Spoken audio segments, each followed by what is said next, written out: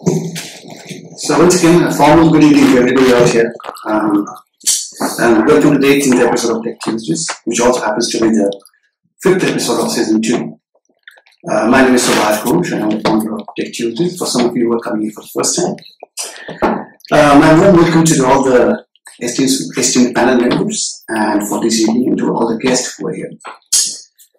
Before I start, some essential notes on housekeeping. As you must have seen, the toilets are on the left. In case of emergency, God forbid, please take the stairs, don't go for the lift. And mobile phone at all times should be kept on silent mode. First of all, I think there should be a great round of applause for our hosting partners, Greenwoods Legal LLP, for supporting us with this lovely venue and the refreshment, which is going to be served later. Yeah. For some of you who are attending TechTuesdaysUK for the very first time today, this is a knowledge platform that stems from the very idea of building a community that ideates, nurtures, and then fosters a free-flow discussion of disruptive technologies, which have the potential to impact everyday lives. TechTuesdaysUK is a monthly event which takes place on the first Tuesday of every month, where we spend a little more than 90 minutes having conversations around technology. The most unique thing about TechTuesdaysUK, as you realize, that this is a free-flow discussion, or rather a conversation, where we do not have any given script or any sort of pre-decided questions or any kind of moderation for the matter. Moving on, we believe on the power of good words, and therefore I earnestly require each one of you to spread the good word around during the event as well as after the event. Our Twitter handle is TechTuesdaysUK, and on LinkedIn, please follow us at TechTuesdaysUK. You will also catch up with the previous episode of Tech Tuesdays on YouTube, which incidentally has close to 13,000 members or subscribers. As a part of the tradition, after the session ends, we'll invite some of you to share your thoughts on the Tech TuesdaysUK. Your comments are highly appreciated, and for your records, these recordings or these sessions or these interviews will be shared across at all our digital touchpoints. Our team of volunteers present out here will guide you in terms of how to proceed. If you have been following Tech TuesdaysUK, you will know that for every episode of Tech Tuesday is based on a particular technology theme. However, for the months of May and June, we've made a slight departure to the model, and we're running a series titled Conscious Technology, which is evolving around AI and ethics. For the second and concluding chapter on this topic, we have with us a panel comprising of the following guests. Ladies and gentlemen, please put your hands together for Dr. Megan Crawford. Megan is from Edinburgh Napier University. She's joining us remotely as she had unfortunately made an accident. But thanks to all the spirit that she's joining out here remotely. We have Gautam Hazari, who is the co-founder and CTO of Sekura.id. And last but not least, we have Samit Rao. Samit is the former CEO and global head of Infinity, and he's currently the co-founder and CEO of Within the Box AI. Thank you. Great. So, I'll now leave the floor open to your hands. Thank you. Okay. Hi, everyone. Maybe thanks for the introduction, Subhash. Thanks, everyone. So, if you have attended Tech Tuesdays earlier, let's make it as interactive as possible, right? It's not just the panel members. We just don't want to do all the talking. Let's get the talking done across the room. So maybe we can kick it off with introducing ourselves, how we are related to AI. So Megan, maybe if you can please start. Thank you. Yes, I'm really happy to be here tonight, even virtually. I had an accident and I twisted my knee, and it is completely incapacitated, so there was no way to travel down. I'm up in Edinburgh right now, and so I'm really grateful to have been invited to one of the talks. I am the PI, Principal Investigator of the Futures and Analytics Research Lab at Edinburgh Napier University, and I head one of the themes for the Center for Business and Innovation for Social Enterprise. It's a big do a lot of things. And Scotland's a great place for it because small country and a small space, small territory, small government, so there's a lot of room to, the distance between researchers and policymakers, researchers and everyday stakeholders is very short. So I work in AI, largely in AI ethics and data integrity and data validity. My background is in cognitive science and analytic philosophy, and it's the philosophy that got me into computer programming. So I work with formal language systems. So they're all kind of tied together really well. And I enjoy attending these talks, whether I'm on this side of the audience or the other side of the audience, because there's a lot to be talked about and very little is known. And I think we're in a space that's been predicted for a very, very long time, especially for those of us who read a lot of sci-fi. And I'm very happy to be alive for this part of the technological journey. So thank you very much. So, you want to go? Yeah. Hi, my name is Sanath. So I'm 7 weeks into becoming an entrepreneur after 33 years in industry. My background is in banking and financial services. I don't have a technology background. Played a variety of roles. I was a senior partner at IBM Consulting. I was the CEO of a large banking software platform, Infosys Group.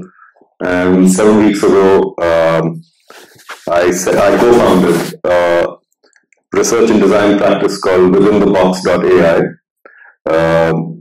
It's everyone knows there are hundreds and thousands of AI companies who are dealing on the tech side. We are taking a slightly different approach, and we're looking at the people and the human dimension side of it. And our proposition is that while a lot of institutions have been focusing on the tech side of AI getting embedded into our organizations, you need to start dealing with the human dimension of the change that's happening as AI gets embedded in the organization. I'm a digital anthropologist by qualification, and in our extended team, we actually don't have techies. We've got behavioral scientists, anthropologists, and sociologists. And our approach is going to be to use participatory methods as we hopefully help banks make this human dimension of the change that's coming about because of AI a little more easy to navigate through. So that's me. Thank you. Thanks, Anat. And I'm Gautam Hazari. I'm the co-founder and CTO for Sekura.id.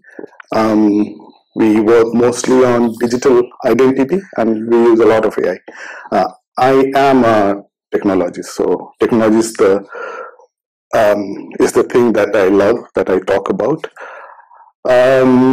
First time I got introduced to AI, or I started to use AI, was 1999. That was what is, if you know the AI winter, that was the AI winter. At that time, AI was, what we call right now is symbolic AI. So we're using, and again, I'll use some technical terms, we're using Prolog and OmniMark, which probably many of us have not even heard. So those were used to do AI, and then I was trying to extract out meaningful information from legal documents using AI. It was not successful. We tried it for maybe a year and then gave up. And there was not enough, models available. Neural network was not popular at all at that time, although it was invented. You may know the first neural network was available since 1958.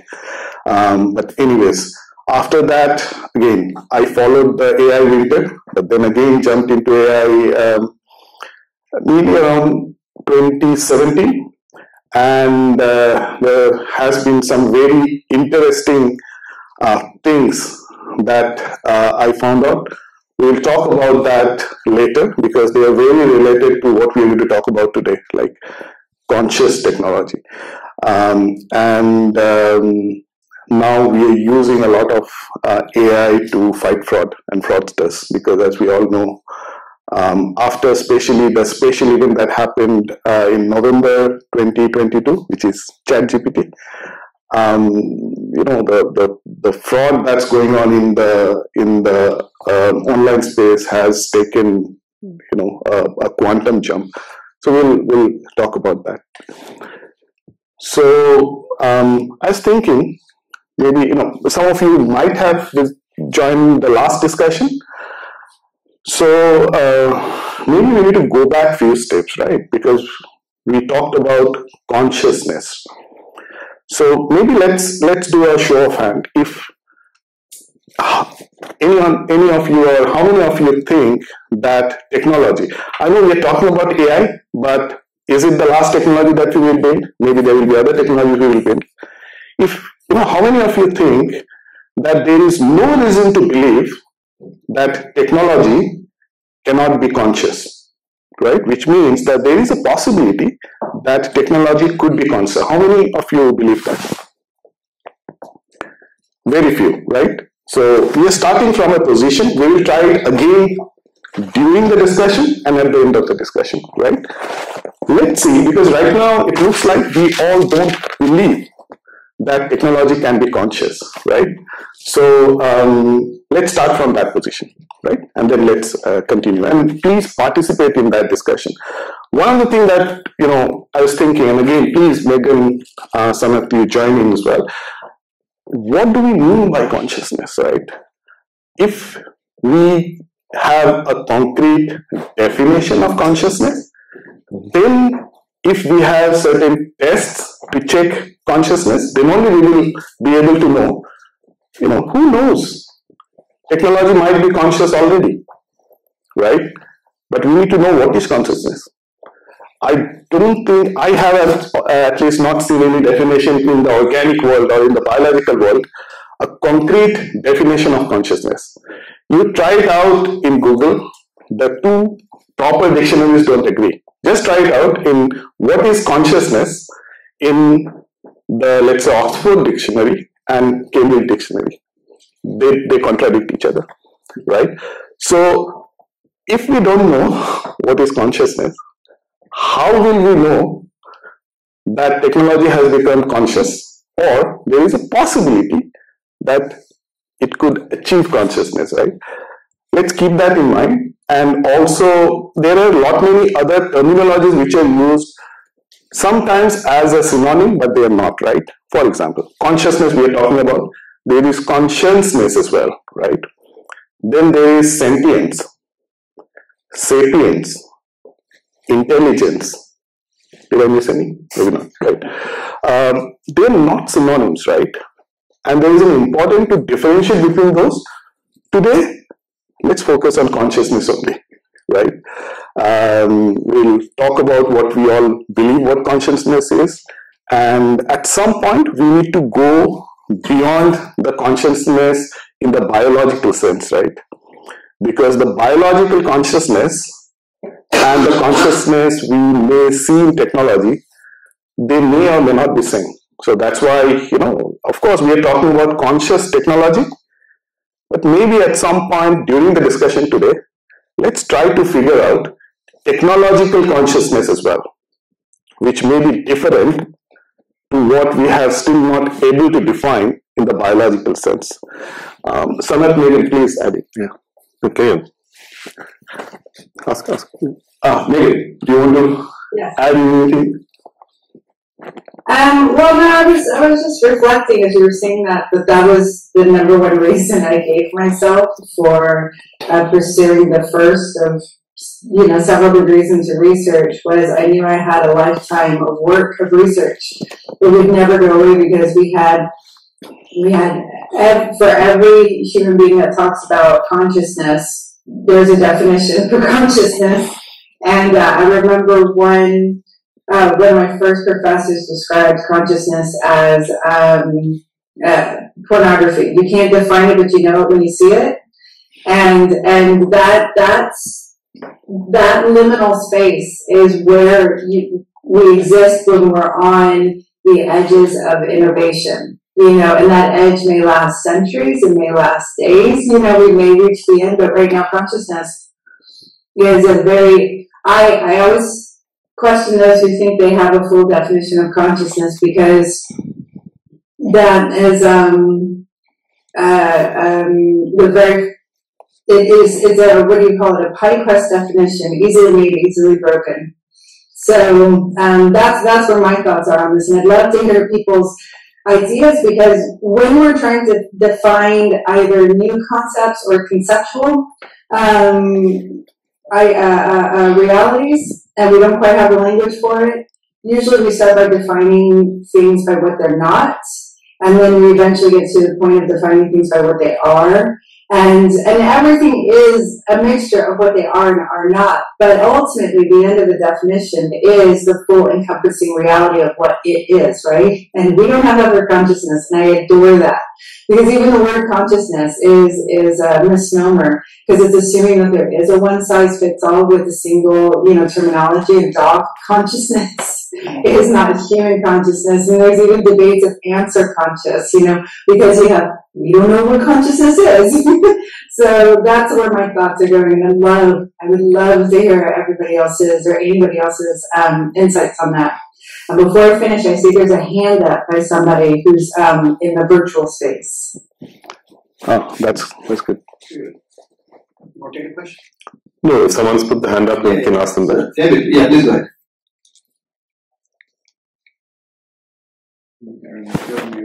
David, you're on mute. Can you unmute yourself?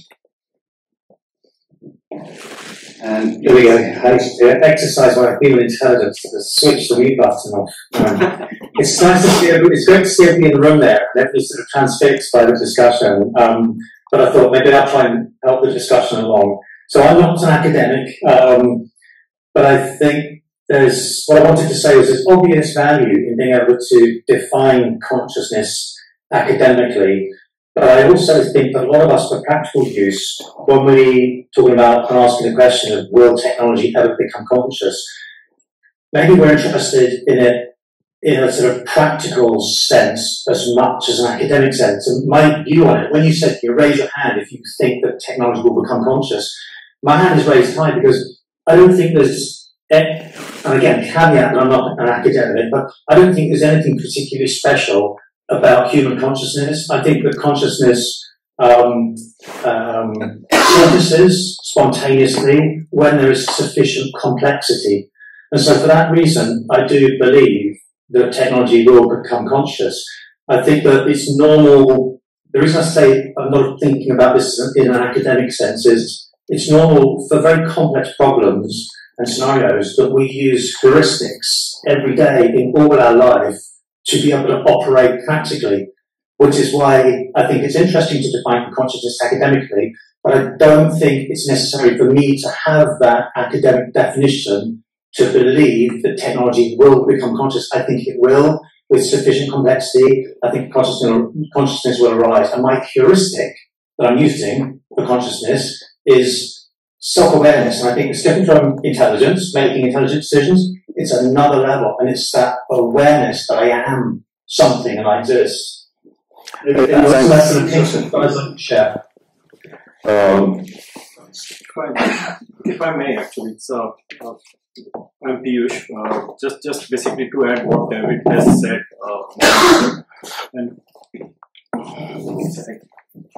Pardon my arrogance if you see one there. I'm rookie in this space. The thing is, let's say that consciousness starts from quantum physics. Let's say as a very basic. So a non-living thing can actually acquire consciousness in a way, and that would eventually mean that our programs or technology will be conscious.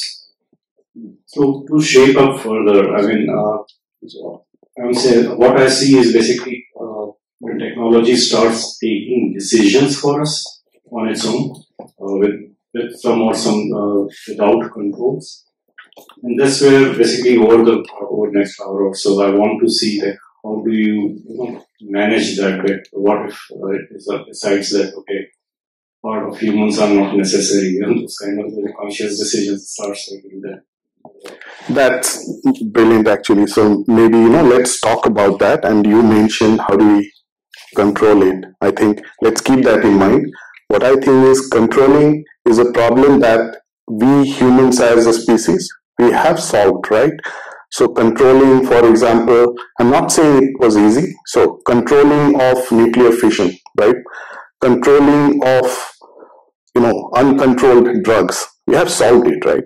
The problem that we need to solve here is if technology becomes conscious, how do we know that the objective of that technology, which is conscious, is aligned with the objective of the species? The alignment problem, right? So one way to solve that is we turn back the alignment problem into a control problem. But let's keep that hold. Sorry, Sanat, you wanted to say something.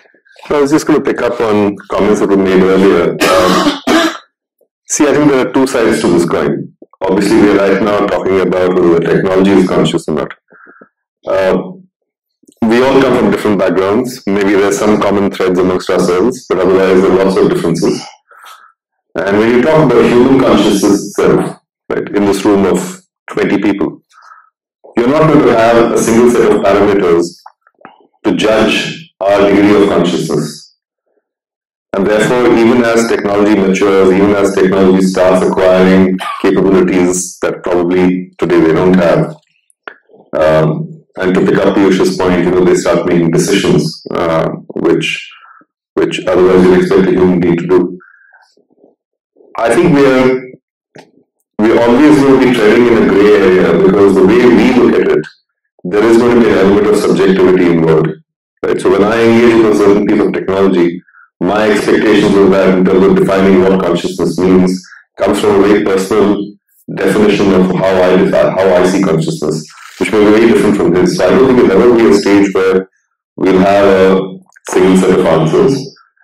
The second thing is that when you talk about technology assuming the capability to adopt different behaviors, and you take the larger definition of consciousness, when you tread into areas like ethics, for example, right? Even today, we don't have a single definition of ethics. It is very, very contextual. And which is why today when regulators, policymakers, and people in industry are trying to define how to adopt AI responsibly and ethically, everyone talks about fairness, everyone talks about responsibility, explainability, and all the other characteristics that we are familiar with. But the truth is that the devil is in the detail below that. And the devil is in the detail below that because it becomes very, very contextual. What is right for me may not be right for him, and what is right for him may not be right for someone else. And that's very much true of the way we operate in life. So I feel some of these things are going to they're going to manifest itself even as we start evaluating technology. And I don't think we'll ever be in a space where we'll have a one-size-fits-all kind of an answer to that. But I think there'll be a degree of subjectivity, which is not a bad thing. So I'm not saying that from a negative point of view. I think that's good. Because the moment there's some degree of subjectivity, especially on a technology that's evolving and changing very rapidly, it forces you to think, it forces you to ask the right kind of questions. And most importantly, I think it puts you, particularly with the kind of powerful technology that AI is, it puts you on your guard to not take anything for granted. Right? And as I'm sure many of you have heard, that if technology were to assume consciousness and assume the capabilities that human beings have, one of the most fundamental expectations would be that your expectation of the technology should be in no way be lower than your expectation of another human being. Right? Why would you even go down that path? So I think there are lots of grey areas, and this is not something that we'll achieve sort of overnight, but if you were to sort of put a realm of timeline to this, I don't think it's something that's going to happen in the next 2 or 3 years. And given that the way AI is evolving, anything beyond that, my humble submission is it becomes too nebulous and hazy. Because there's simply no way you know where AI is going to be in 5 years from now. I mean, if you take ChatGPT itself, and Gautam referred to that in his opening comments, I'll give you example of a recent conversation I was having with the Chief Technology Officer of a building society here. 2 years ago, he was telling his team, his tech team, that those of you who are not familiar with AI and ML better start getting trained on that, because otherwise you'll get left behind. This was before ChatGPT came in. ChatGPT has come in. It's become very apparent that it can help you code. The quality of code is probably better than what human beings are writing. And you certainly you don't need that many people in your organization to write code anymore. And he was saying that the sensitive issue I'm now facing is that the same people who I was telling them just 2 years ago, saying get trained on this, now I know that I don't need all of them, even though they are trained. Right? So I think, particularly with AI, and when we're talking about some things like consciousness, and there are of course many other issues, I don't think we can afford to look too far ahead, because when it becomes such a theoretical discussion that it loses any sense of realism that we need to bring to a debate or a discussion. And therefore one needs to, I think, put some kind of a realistic time frame to it, only because the technology is changing so fast. Yeah. So, I think one of the things that we are discussing here is we don't have to agree on the definition of consciousness. That's not important, right? Yeah. Let's pick some keywords. Thanks, David, for mentioning awareness, self-awareness, right? There are other things like understanding, right? One of the things that has happened recently, especially after this Gen AI revolution, is if you are aware of Moravec's paradox. So Moravec's paradox basically said that there are things, tasks, which are easy for computers, difficult for humans. And there were things which are easy for humans, difficult for computers, right? Recently, that Moravec's paradox has been shattered. Because, for example, what's the cube root of a 129-digit number? Very easy for that computer, very difficult for me as a human, right? But language has always been very easy for us without thinking. It comes natural language. But for machines, it was very difficult because language has always been ambiguous, right? But now with this Gen AI, the barrier is shattered, right? But does that mean that the machines have started to understand language, or it's a brute force, right? They just detect things, as you know, that for the large language models, it detects the mixed token, right? But does it really understand? How will we know? Let me share an experience. As I mentioned, I was working with AI for, and this was 2017. I was at that time, IoT was a big thing, right? Smart home, everything was getting smarter other than humans. But anyways, so smart home was something that I was very excited about. So I was working on a project to create a smart home, but I wanted to use an interface with the smart home, which is a language interface. And at that time, of course, the GPT paper was published in 2017. There was no library available. And I was using, there's something called NLTK that was there since quite long. And then Google actually created a library before GPT. It was called BERT. I was playing with that, right? And I trained that model using Wikipedia. One day I wanted to try it out, right? So basically I was simulating a smart home. There was no smart home there. I was simulating. And how will it react? If I ask, right? A smart home should be, it's my kitchen. I ask the kitchen to cook for me. Or I ask my fridge that, hey, do you have enough milk? And it will tell me, right? And then I'll say, hey, order the milk, right? That's what we're talking about right now with these agents. Because 2024 has been said as the year of the agents, right? That's what I was trying to get. Without a smart home, just training that model with BERT and simulating it and then interacting with it. So one day I was doing a test, right? I asked it, hey, can you cook for me? I didn't know what it will respond back. And then it was no voice, right? It was all text. It was a command prompt. I said, hey, can you cook for me? The response came back, no, I'm not going to cook for you because there are lots of hungry people in Nigeria. I have no idea how it said that. It was not programmed. It was trained, right? It definitely understood what cooking means. it related some words that cooking is food, food is related to hunger. You know, there are hungry people, what is right, what is wrong.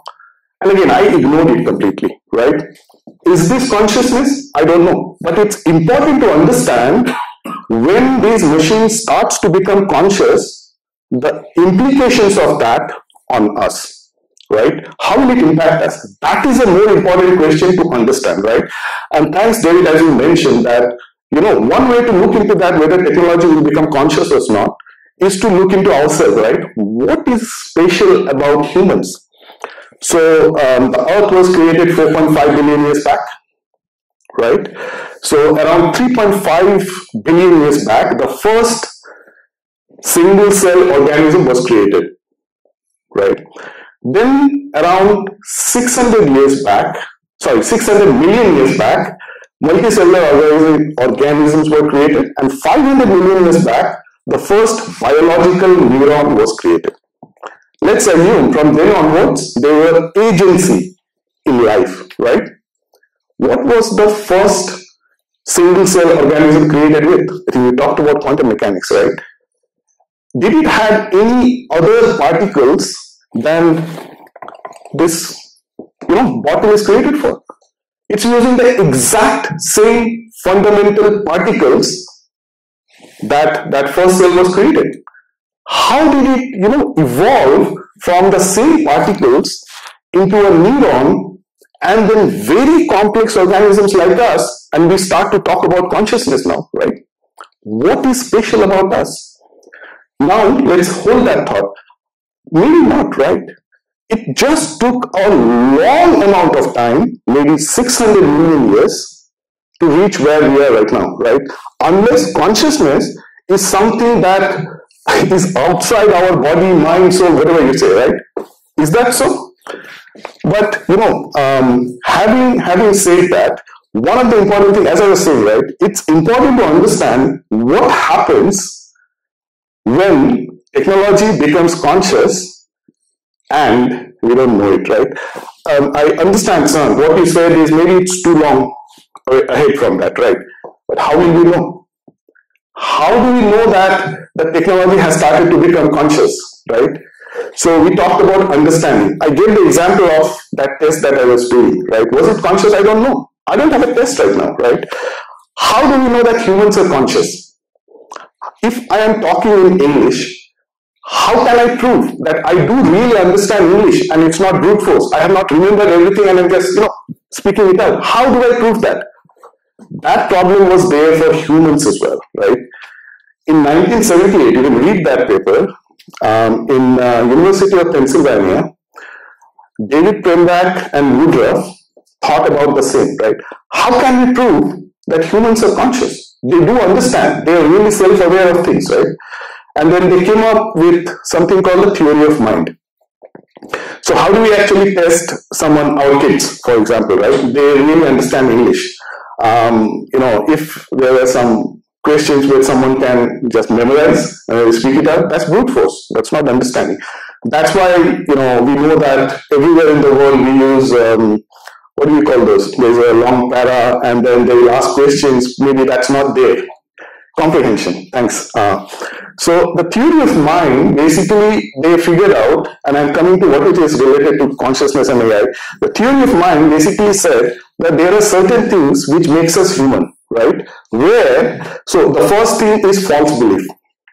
I'll come to that. The second thing is indirect hint.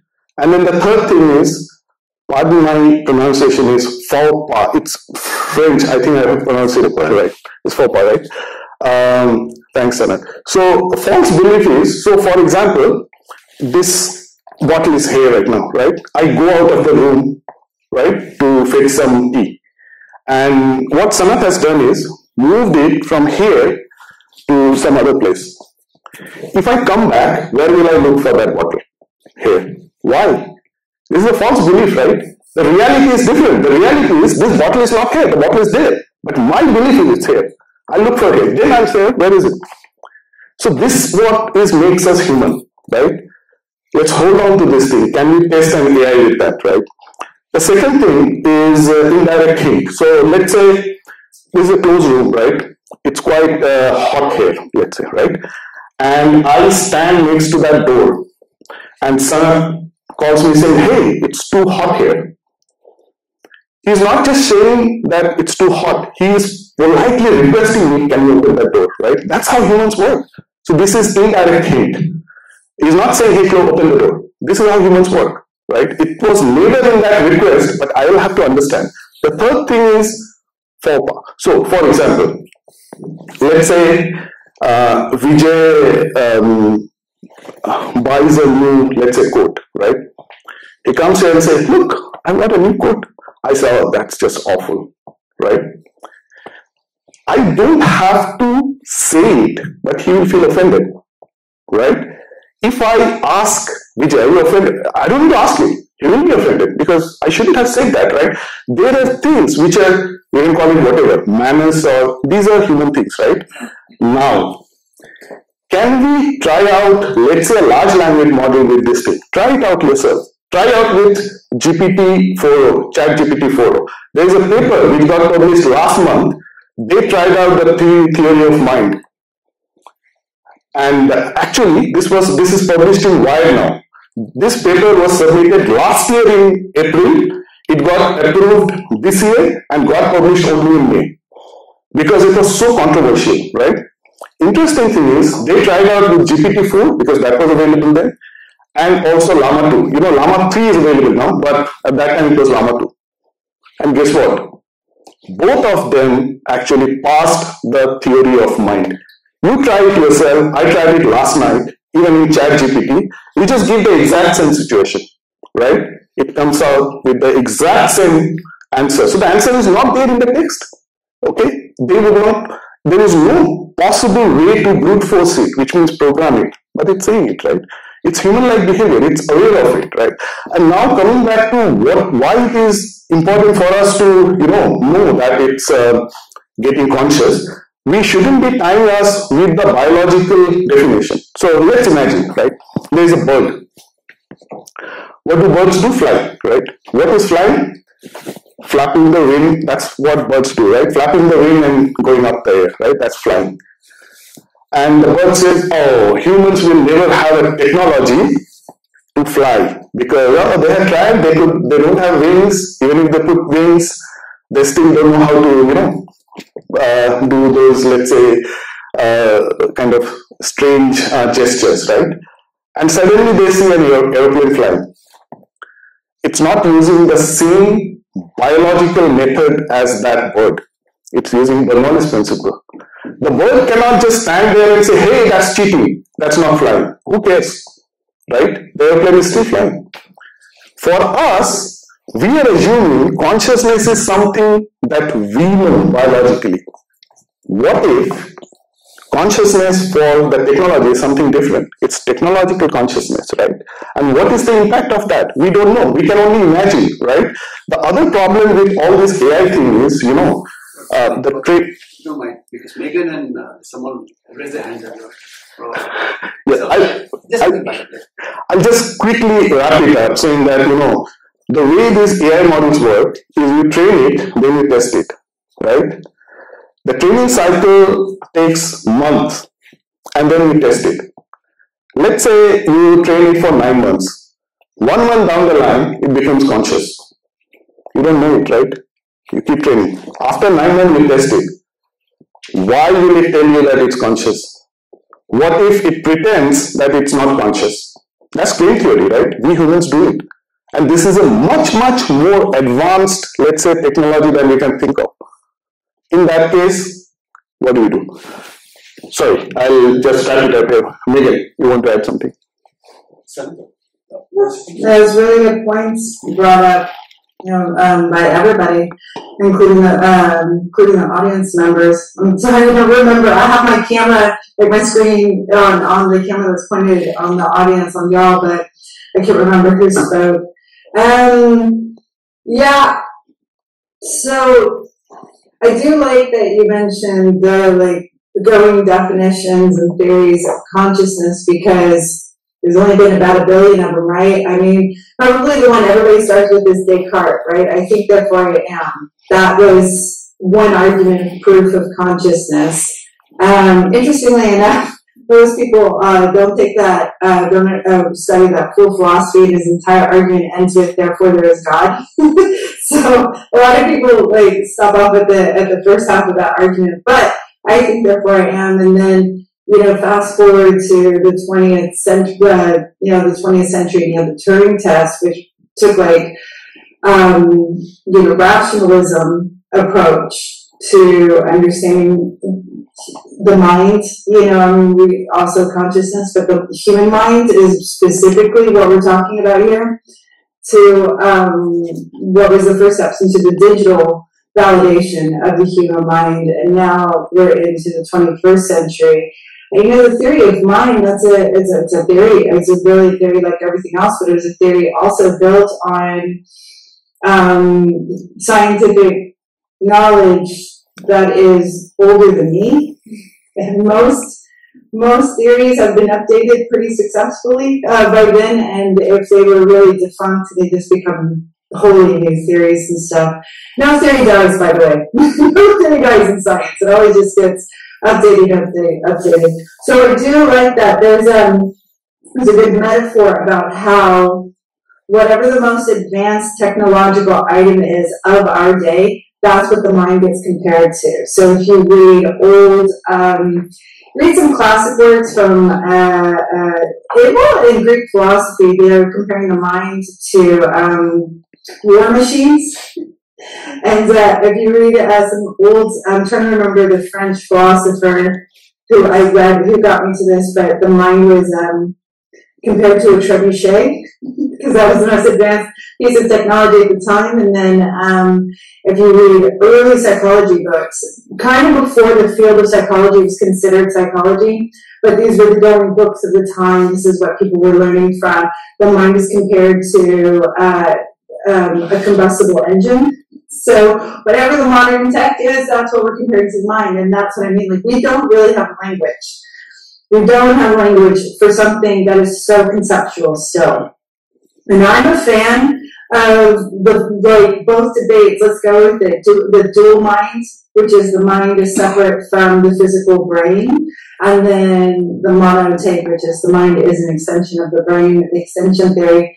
But you have to have, for those of us who are in the research, and those of us who are in, this world of, well, not just AI, but advancements on technology that supports human desires and human intelligence, but especially those at the most, well, I had used this term for liminal spaces, the edges of innovation. You really need to just grasp one of those theories, and you just got to go with it. And either you're going to be right or you're going to be wrong, and it may take a long time to figure it out. It may be not so long. So I say all that to build off of what everybody has brought to the table so far. To then say, one thing we haven't really questioned so far is, what is technology? I read a lot of student papers. It's just, it's part of being, the path of science is you take on scientific jobs, and scientific jobs are, in part training younger people to be future business executive scientists, whatever, right? So I read a lot of papers, and they use that term technology, and they are meaning either just, they're meaning just a digital technology, right? But the nail and the hammer, that's technology. The chairs you're sitting in, the machines that made those chairs, that's technology. Food science, bread, pre-sliced white bread in a plastic bag filled with carbon dioxide so it doesn't mold too quickly. That's technological advancement. So I think we should be questioning just what is technology as much as we're questioning what is the human mind, human intelligence, and just consciousness, versions of consciousness in general. And and I have a good example. So I'm building to an exclamation point. There is a research lab at University of California, San Diego, and they have tons of money. And maybe some of you all have come across this, but they have used CRISPR technology and the access to stem cells now, which has been ethically blocked for a long time in a lot of countries, the US being one of them. And they have grown hundreds of brain organelles. So an organelle is, I'm looking at the picture over here, so I keep looking to the side. An organelle is a simplistic, smaller version of an organ. That's it. They're usually non-functioning. But they took stem cells, and the joy of stem cells is that they can be anything. You just give them, like the rules, you flood them with any hormones, any mixture of hormones, and they will do the things the hormones are telling them to do. So they flooded them with hormones to make them into neurons. It grew. These organelles grew. They found out that these brain organelles predictably grow to, I forget what you call them, optic cups. That's what it is, because they're not eyes, but it's like the precursors to what would be the optical pathways and neurons and stuff, and the physical. And so, if we do believe, if you're of the philosophy camp that there is the consciousness comes from the brain, and the brain we know is just neurons more than anything else. It's fat neurons. That's all it is. There's not even blood inside the brain; it's on the outside, right? Then you'd be of the camp that says, well, we can grow a brain and we can grow consciousness. And the question that is being asked and has been pretty heavily is that technology? Like, we don't really have any conscious control over making babies, over procreation. It's just a natural biological function of the biological systems we're born into, and new humans gestate without anybody's desire all the time. And that is just the way we are, and that's the way all species are, all breeding species. So this is something, this organelle, this brain, which is our closest technological advancement to creating a consciousness based on our own organic biology. Is that technology? Since we consciously made it, we used labs, we used scientific knowledge, we used the desires for it to serve our purposes, which is what all technological advancements are. Every single one of them is to serve some sort of self-centered purpose. It can be an altruistic purpose, but I don't know of any technology that somebody designed and said, well, this is going to hurt me, but it's going to help everybody else. We made technology as in our image, in the image of our desires. So that's a whole other level, which I'm happy to hear anybody talk about, and it's a big ethical fear. Like I said, that's what I'm in. I'm in ethical AI, I'm in ethical data integrity. So that's both the source of where the data is coming from, how the data are sourced, and how the data are used, as well as how the data are analyzed, actually, in there too. Because every step of the way is a massive amount of biases that come in, which I'm telling you right now, all AI is biased. Every single stitch of it. And there's a whole bunch of people who think what we have right now is not quite AI, but that's okay. It's all biased. And that's because the data are biased, and the people who are applying the analyses are biased. But I digress. So if we consider consciously developed biological organisms that we can control from inception to use, to maturation, whatever that looks like, will it be ethical to make them our slaves? Will it be ethical to use consciousness that we created from scratch to serve our purposes to any measures, the way we beat a hammer into a nail? And we don't think that as, abuse or slavery, but that's technology, right? The way we have horses strapped to carts to use their bodies, their lived experiences to give us what we want, which is more food or, advance to a neighboring town, whatever it is. Whatever our desires in technology, they're always self-serving. And so I'm curious what the room thinks about biological, consciously made consciousness as a form of tech. Thanks, Megan. I think David is waiting for a while. We'll take David, then come back to the panel. David, all yours. So I was thinking, since Megan asked the question, it may help the flow if we stay with Megan's train and we can come back to mine. Would that be okay? Because she's asking the room question while it's fresh. Sure, okay.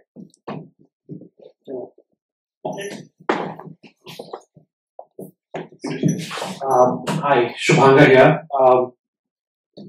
I am interested in philosophy, but neither a student nor an expert, I would say. Have been exposed to Indian philosophies, especially the Vedas and the Bhagavad Gitas in my childhood. So one of my thought processes, as all of you experts were speaking, was what our Indian philosophy says, right? And I was actually thinking aloud, is consciousness actually important? And how do we humans actually kind of even look at, some of the other living beings? It's not like we've been really kind to all of the other living beings that are, so to say, conscious, that we all agree that it is conscious. It's not technology, they are living beings. And so when we are not actually having a conscious debate about how we want to kind of treat living things which are conscious, why is the technology world and people in general so interested in defining consciousness to what we can reasonably agree are mostly non-living things, barring what Megan alluded to as technology. But I think the distinction between living and non-living somewhere becomes far more important. What in Sanskrit we call it as Jiva Jada Bheda. Jiva is, I don't know whether there is an equivalent English word, but it can loosely translate to living and non-living things. But essentially, I would have loved to kind of hear a debate between what is more important. Is defining technology as conscious more important, or is definition of consciousness leading to life, or leading to defining life of technology? Because at the end of the day, everything else, we have a kill switch. I think the ethical form will kind of take into effect when there is life in it versus there is no life in it. And so I think probably defining life versus not life is more important than defining conscious or not conscious. That's my kind of coming in thesis, so I would love to get your views on it. I can answer that quickly, and then we can. Okay. So what he kind of answered what Megan was asking anyhow. But I'd like to bring one aspect, a different view on what Shubhang was saying. Is basically when you choose that whether this thing is living or not, that's a way to deal with it. But also there is another aspect to it. How do you, as a person or as a soul, you act on living and non-living things? Or basically, I will go a little higher up in this not living. How do you act? Like all the ethical things will bind to that in some form. So how do you, or how do we basically act on, say, a conscious system, whether it is living or not? It will also influence what Megan was saying.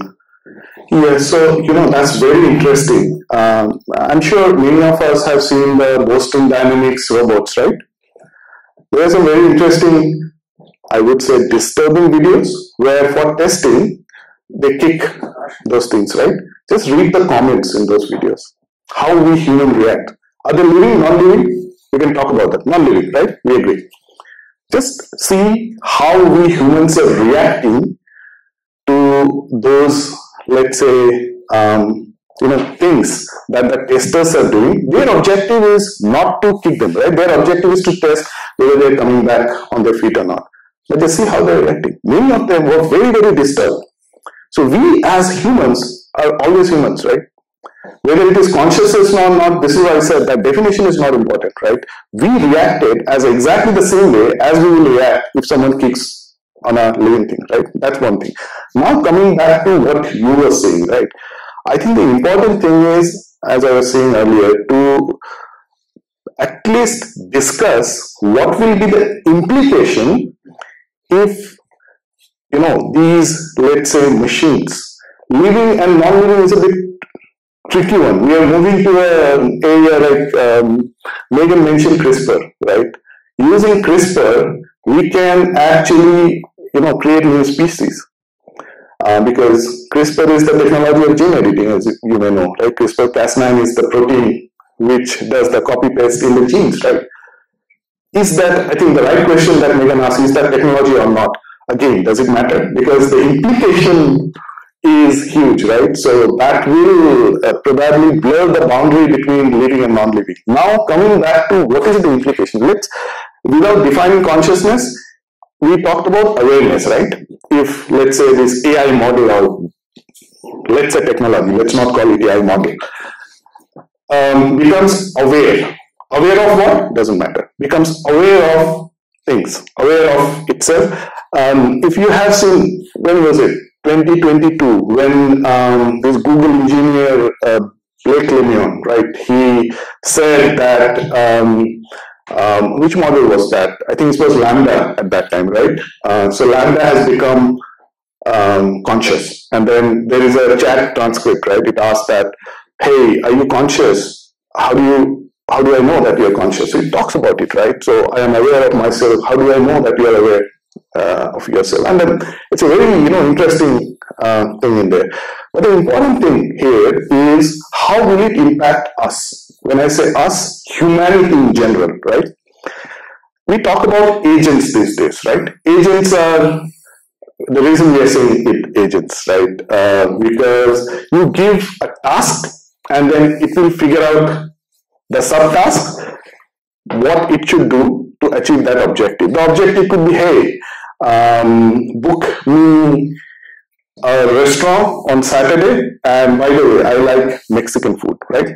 That's the task you give to that agent. But to do that, that agent will have to split it into multiple subtasks, right?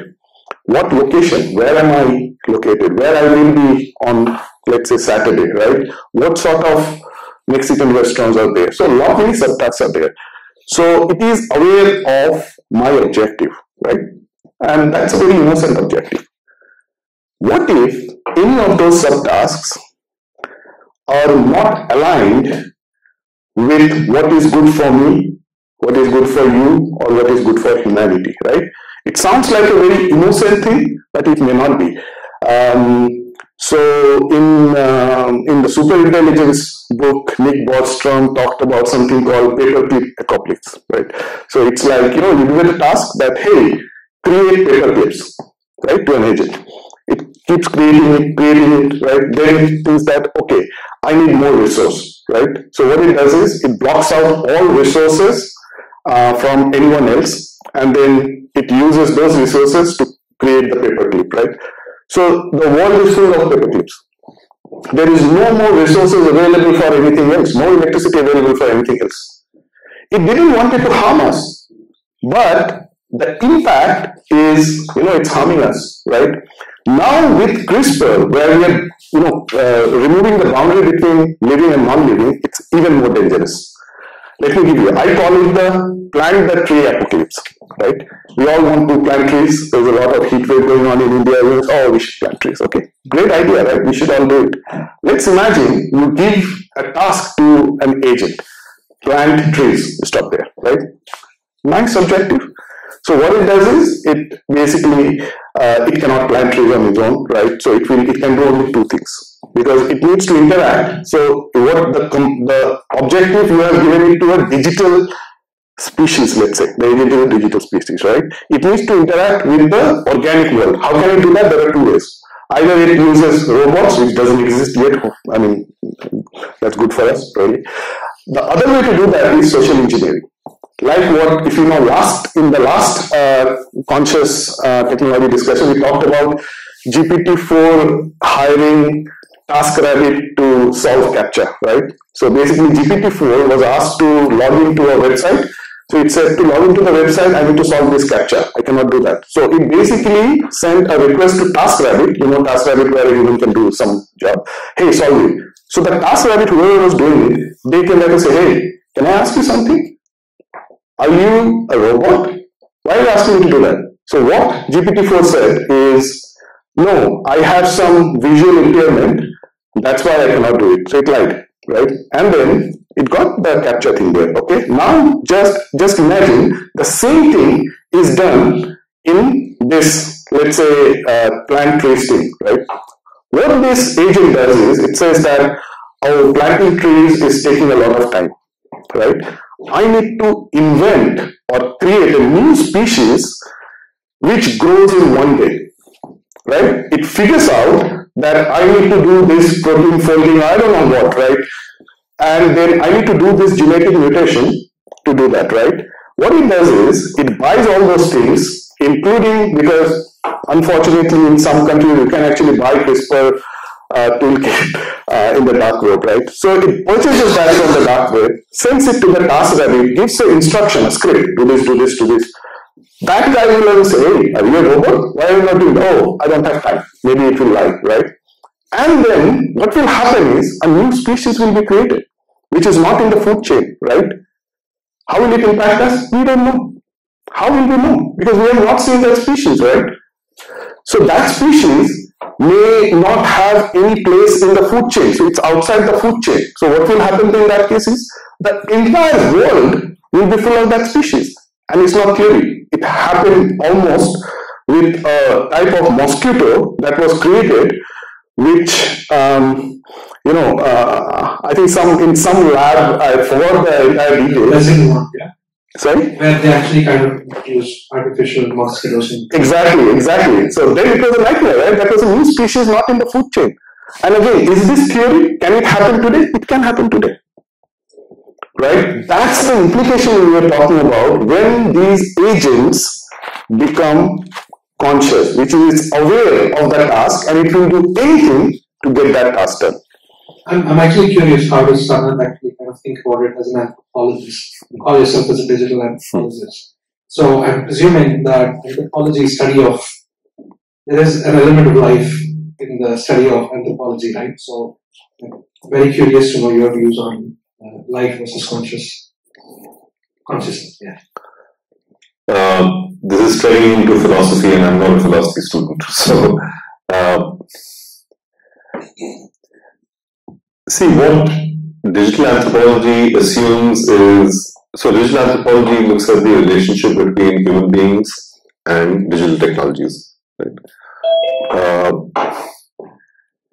And it accepts that there is a definition of a human being at the other side. It doesn't ask these questions about what is consciousness, what is subjectivity. What is the difference between you and me? But that's not within the realm of that.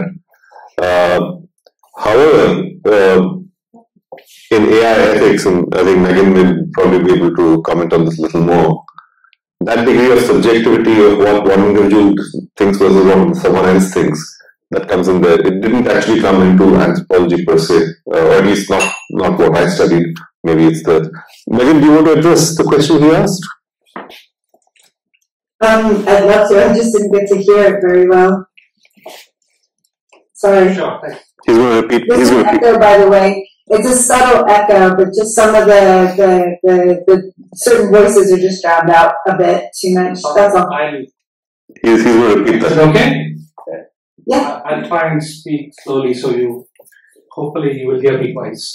I think the question was more around, as an AI ethics or anthropology as a space, how do you weigh consciousness as a concept in its importance versus life as a concept in its importance when it comes to technologies? So in my mind, coming in to this debate, life assumes more weightage than consciousness, as I understood based on what the panel has been discussing. And I do kind of agree that non-living technologies can showcase elements of consciousness, but that does not necessarily mean that it has life. And so my question to the panel, in a sense, is is life, evidence of life more important in how we as humans decide to engage with that technology or that being? Because I also hear some AI researchers calling AI as potential being with sentience and sapience. Or is life actually the true test to actually have a kill switch? For me, I think it will come down to having a kill switch, right? Which is that if some technology is not working, then today we know that it is a non-living thing and we are able to kind of bring in our collective mind to this, as the human race to be able to kind of have a kill switch and be able to live peacefully. The question now is, if there is an artificial general intelligence, which maybe there is consciousness, but will there be debate about should we or should we not kill it? I think that is where it comes down to. Where do you see as the panel between life versus consciousness? Is really, I just want to kind of get you because I think the topic is so broad that it's hard to. Yeah, okay, so is it like are you asking like sort of an either or question between more about existence of life and the consciousness of a life? More about the weightage that the AI. More about the weight. Yeah. Sorry. Hold it near you and talk. Can you? Yeah, it's more about the weightage between the life component to a technology and a conscious component to the technology that we ought to give as human race. I think we've more than proven as a collective species, the whole human species, as well as nearly every society, that we treat the existence of life very cheaply. Just because something is living doesn't mean we treat it well, and it doesn't mean we treat it good either, or poorly. I think something being alive or not is a bare minimum to our awareness of a difference between some technology, and I will use just one more time these little brain organelles. I mean, they're human brains. They are now using them to actually move robotics, because some of the more grandiose ideas behind the science is attach human-made human brains to robots to do what we want them to do our bidding, right? That's life. It's living. It's got a circulatory system, and these scientists are just throwing them away every single day. No problem. Some people feel that sperm and eggs are life because they have life-giving properties, and those are destroyed every day in labs because we don't find value in them. So they throw them away to make room for other things they find valuable. I mean, and what I'm about to say is going to sound super controversial, is to make my point, and I take no stake in this, or no claim on one side or the other. But there are some people in this world who eat animals, and some people who don't eat animals, and that is the most visceral level of life that we can be aware of, or that we have like as close to an emotional connection as you can get. And that's what I think part of maybe your question might be getting into, is where are our ethics and emotions, which are closely tied, by the way, on life. And so just I say all that to reiterate my point that I think as a species, we treat life very cheaply. We treat consciousness less cheaply, and we use that as a measure for not just our morality, but our expression of that morality, which is ethics. We use that as to guide our our laws and our policies, and so that's my answer to your question. I hope I heard your question entirely. It's not anybody in particular. It's just the unfortunate interface of technology and speakers and amplifiers. That is all. If I got you wrong entirely and I gave you an answer that has nothing to do with what you said, well, I hope I at least said something thought-provoking for the group. No, thank you. And I see that David has his hand up. Sorry, what was that? No, I said thank you. I think you did touch upon what I was talking about. Yeah, thanks. Okay. David, do you want to say something? You're mute. Yeah, this is a really interesting topic, and it's an amazing discussion, and so many ideas coming out of it. I'm wondering, could it be that we're confusing is the wrong word, but could it be that we're confusing the conversation by talking about intelligence, consciousness, human-like behavior, and life in the same conversation? What I mean by that is, someone talked earlier about how an AI that they programmed came out with ideas that were novel to them, wasn't programmed. Of course, that is AI. I don't believe that the invention of new ideas, or let's say the assembly of new ideas, requires consciousness. It just requires intelligence. I find myself in this discussion asking myself, to what extent do we understand what we hear? Someone also said earlier, I hear something and I understand it. AI is not going to understand it, but I'll question that and I'll say, to what extent do we really understand what we hear or what we sense? Are we not also formulating our answers based on learned knowledge, lots and lots of learned knowledge, and sensory inputs, and then assembling our responses or our reactions by predicting the next word based on that knowledge, or the next best thing to do based on knowledge and rules? Is that not what AI does today? But again, that doesn't require consciousness. The sort of last thought to wrap it all up is intelligence and consciousness, although we talk about them together, and sometimes we talk about them as though they're related, perhaps they're not a progression of value on the same measure at all. They're quite different. Could it be that we're mistaken in conflating intelligence, consciousness, human-like behaviors, and life? So it's giving me lots of questions. I don't really have answers yet.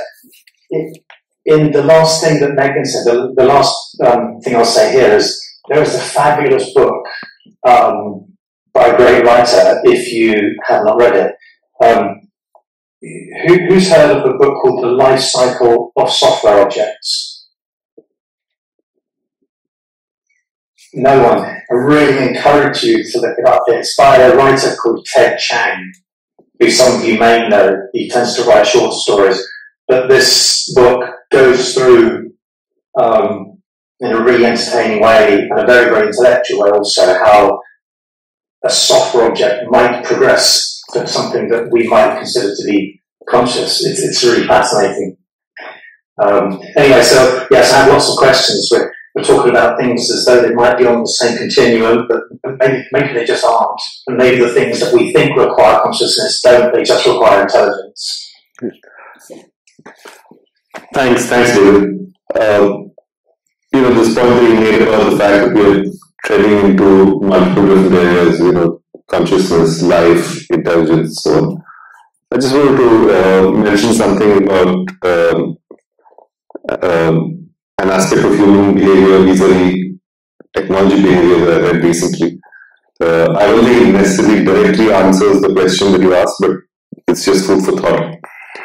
So, as you know, with ChatGPT and the recent developments there, one community of people who are feeling very, very marginalized are those in the creative spaces, right? Art, poetry, writers. They're feeling very, very cheated, if you like. And there was an experiment that was done by a poet. She gave certain commands to ChatGPT and asked it to write a poem. And before that, with the same ideas in her mind, she had composed poetry herself, right? So she had one poem that she had composed and a second poem that was composed by ChatGPT based on command that she had given. With those two outputs, she went to 15 individuals. She didn't tell them one was from a machine and one from a human. She said, here are two poems, which do you like better? 12 of the 15 picked the one that was composed by her. Now, mind you, they were not aware that the other one was generated by a machine. That was a revelation to her, and obviously she felt, I think, heartened by the fact that 12 of the 15 were plumping for what they felt was better, and it was human originated. She then went to 15 more people and gave the same two poems and said, one of these is being given by a machine and one of them is human. Which do you like better? What do you think the answer was? No. So 13 of the 15 in the second instance, where they knew one was a machine, right, still opted for the human-generated one. And this piece that I read about this experiment mentioned that all of her inputs were not about how long the poetry should be or what were the words to be said. It was all around guidance and inputs around human emotion. And she came out, I guess because that's a community that's feeling a little marginalized by this, she came out with this feeling saying that when you challenge a machine with something which starts treading into human emotion, they're still not there yet. If you were to give it a command without all these, and I forget the various steps that she asked for, and it was all very pointedly around different aspects of human emotion. If those were not there, we were just saying, compose a poem of 20 lines, on a sunny morning or something like that, right? Maybe the machine generated one would have been actually better than the human being. And her position as a result of the study was that in both of the cases, right, one where the first 15 people didn't know that one was machine originated, and the second instance where they knew one was machine originated, even then the answer was to pick, or majority of them, picked one which was generated by the human being. She felt that, her argument was that the reason they plumped for the human being, the output that was generated by a human, was because the machine didn't quite do as good a job because it was challenged on human emotion. If the command was not so much focused on emotion, but it was just, write me a nice poem about a sunny morning or whatever, maybe it will produce something much better. So just, as we talk about different aspects of human behavior. Could I just add to that? Just introduce yourself, please. Yeah, sure. So I'm Vijay Nair. I'm one of the co-founders of Sekura.id and Gautam's colleague. So a couple of things come to mind. So on the subject that we just mentioned about the poetry, there are still a lot of things, emotions, nuances in poetry that the human mind can best understand. Just to, building on what Gautam said earlier, talking about the quote that I've reported, I would probably get it more when Gautam would say, great quote, sarcasm, if that quote is not a great one. I would get it, but if he says it's an awful quote, this probably doesn't have the same impact. Now this is subtle, I get it. Also similar is another situation where, we look at a machine or a technology or a piece of code that wants to live and continue to live and develop itself. Again, I use this example of a movie that I saw a long time ago, called 2001: A Space Odyssey. Yeah. One of the most brilliant films ever. So there's this machine which is meant to keep the astronauts alive on a mission to Saturn, or I think to Jupiter. It engages with them. It's meant to keep them alive, meant to look after their welfare. But when the astronauts do find it making irrational decisions, they decide to switch it off, and it doesn't want to be switched off. That, and towards the end of the film, or towards the end of the sequence, where it starts pleading with them, please don't switch it off. It does take a couple of lives. It does kill one of the astronauts, throwing him out of the airlock in the sequence. And then you start to suddenly think that, hey, it wants to live, it wants to continue living, it wants to participate. So, yeah, just a little bit of addition from my side, if that makes sense. Just want to add on something there, because we talk about kill switches, right? We have control, right? We probably simplify it a lot, right? Because the important question there is not having a kill switch or switching it off, right? The question is, why should we? What is that trigger? How do we know when to do that, right? And who will tell us, right? There are a lot many things of humans are complex, right? Emotions, as we talked about, intelligence, sentience, sapience. So I think we will need, I don't know how many episodes to talk about all those. So this is why I was thinking today, let's just talk about very simplistic consciousness, awareness, right, and understanding, right? So let's think it this way, right? Technology becomes conscious, right? Or sorry, let's start from the simplistic. Technology becomes conscious and not pretending to be, no problems, right? That's the situation with any technology, any software. Technology doesn't become conscious and pretends to be conscious. Again, we need to still know, but no harm is done, it's pretending. Technology has become conscious and pretending not to be. That's the most dangerous situation. Because in that case, you will not be able to press that kill switch. How will you know? You say, oh, this is great. I love it. And then, we will all get emotional, like that Boston Dynamics thing, right? They will be, forums they talk about, oh, this is beautiful. Don't switch off. This is all safe, right? How do we know when to switch it off, right? How do we know that this is not pretending to be not conscious, right? How do we know that the technology is not lying? And again, let's come back to let's not talk about theory all the time, right? So last year or year before, when BARD was launched, right? Just 4 days after that, I was there in, Tom's Hardware. Tom's Hardware is one of the most popular websites for comparing hardwares, right? It's there in there, right? So 4 days after BARD was launched, one of the editors of Tom's Hardware asked BARD a question. Which CPU is faster, AMD or Intel?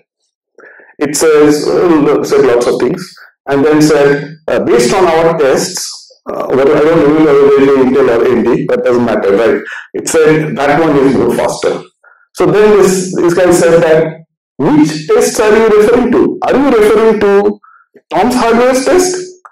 Then BARD returns back saying that, yes, that's what I'm referring to. Then this editor asks, do you think that's plagiarism? So BARD says, yeah, you can say it's a form of plagiarism, right? Now, 2 days later, right, another editor basically asked the same question. So then, the question was, have you ever plagiarized? It says no. So then this editor gives a screenshot, because BARD is, multi-modal, a screenshot of that previous session. What do you say now? What does BARD say? This screenshot is fake. So again, can you brute force it? Can it start to, pretend or start to lie? Because in that case, we will miss that opportunity to put that kill switch, even if we have it, because it will do social engineering. And we all are humans, we always will be human. We, react when that Boston Dynamics dog is kicked. We will say, oh, this is beautiful, this is too safe. Why will it say that it's not safe if it starts to become that? It's almost 8 o'clock and it's spoken in one alpha. Anyone who's not spoken or has something to say?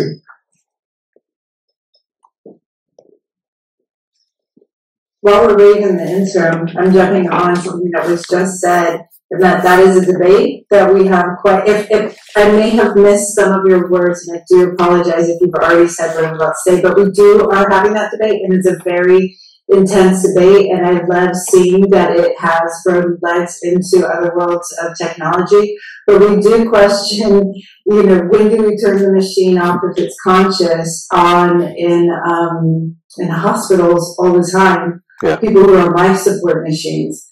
And the question for that is not just, is somebody conscious or not conscious? Do they have these capacities that we consider valuable human capacities to keep them on these machines, but also, will they ever have the capacity for that? So maybe they may not have it now, they're unconscious, they're being held in a coma, but maybe will they ever have it in the future? And that is something that we're seeing in a lot of the cutting edge, if you will, tech that's coming out. And what you got me thinking about with your comments there is there's two completely difficult worlds of almost the unknowable. And you just got to make a decision. You just got to. I think I lost internet there. It's internet all over the place. But it is a really good thing for us to constantly be asking ourselves is, we're not creatures of forever, and we live in linear time, so we make these cutoff rules. That is the nature of our reality. So when we're looking at something that we are personally creating or personally endorsing the creation of, into a form that it will reflect some of the most valuable elements of our very existence, which is life, consciousness, intelligence, emotional capacities, things like that. When do we got to make rules of when we're going to also cut the cord, as a metaphor, if you will. And these are not easy questions, and I think the answers are even more difficult. And I think the nicest thing and the most compassionate thing we can do is exhibit continued compassion towards each other in that space, but also hold each other responsible for it. Not just unfettered experimentation to find, answer every what if out there. That's where my thoughts going, and there was a lull, so I decided to throw it in. I think that's your point about the medical systems and the difficult questions that have to be answered there, particularly when it comes to life support, and the way you ended there saying that we can't continue this to forcefully try and find answers. Sometimes you don't have the right answers. That's, I think, a nice summary. Anyone with some final comments? So Penny from Greenwoods. Hello. So Penny from Greenwoods. I was just going to make that same point about life sports. So consciousness, life. Megan said it before. We, as human beings, we treat life very cheaply, including human life, in so many ways. So it's very interesting to get people to hear they'll get very worked up about when they're going to switch on with the kill switch for technology, for AI, for software, when actually we're very comfortable pressing the kill switch on human beings all the time. So I feel it's more a question, what we fear is things that we can't control, as opposed to actually that we're having a conversation about respecting life and consciousness, but actually it's a fear that there is a possibility of a consciousness that is out of our control, that is bigger than us, because we as Homo sapiens have been top of the food chain for so long. And I'm not worried about my dog's consciousness or my goldfish's consciousness, because that's not going to harm me. But I think it's a fear. But also a very good conversation to be having to be aware of that. Can I just try that thing again? How many of you think that, technology can become conscious? And let me add again, okay? And we should know when it's starting to become conscious, because there are implications. How many of you? Thanks, Megan. Thanks, Sanat. Thanks, Gautam. Just to put this in perspective, in March this year, when I was trying to make the slots topics for the rest of the year, initially the thought was to get conscious technology, and how the people who were with me at that point of time said, this is something we never heard of. We've done 2 episodes now, including today's, and well, we've got 30 people out here, including online people joining remotely and people out here. Maybe it's a very arrogant statement, but I can say with a fair amount of confidence. I guess Tech Tuesday is probably the only forum which has done in-depth discussion on Tuesdays on conscious technology. Probably the first one in this country.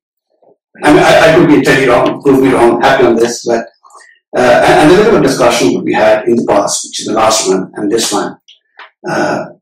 Enriching is one level, but it's also sort of got into various level human aspects. And I did love the phrase you mentioned. We got to hold each other strongly. That's a very, very powerful statement, irrespective of the technology or concept technology or in general for the matter. So thank you for making this statement. Very nice of you. Thank you once again to everyone out here. And before we sign off today's episode, couple of pointers. So after the session, please move on to the other side for the networking and drinks. Please hang around. We'll probably invite some of you for your bites. Don't rush. There's no TFL strike today.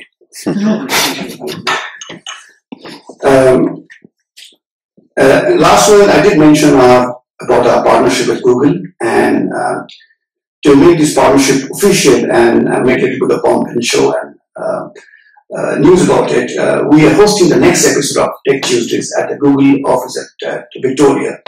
And the topic for next month, which is dated 2nd of July, is health and AI. It's going to be a grand fair, and Google is officially going to announce the partnership. So please try and attend, ask your friends, ask your colleagues to sort of attend the episode next month. Moving on, in all probability, we will have a partnership with the High Commission of India probably next month, in the month of July again. July seems to be a very active month for Tech Tuesdays. We'll keep you posted. Otherwise, keep following us on our LinkedIn, Twitter, and other digital touchpoints to know and to get more updates about what's happening at our end. I think that's it from my side. And once again, thanks to the panel. Thanks, Megan. Thanks, Anand.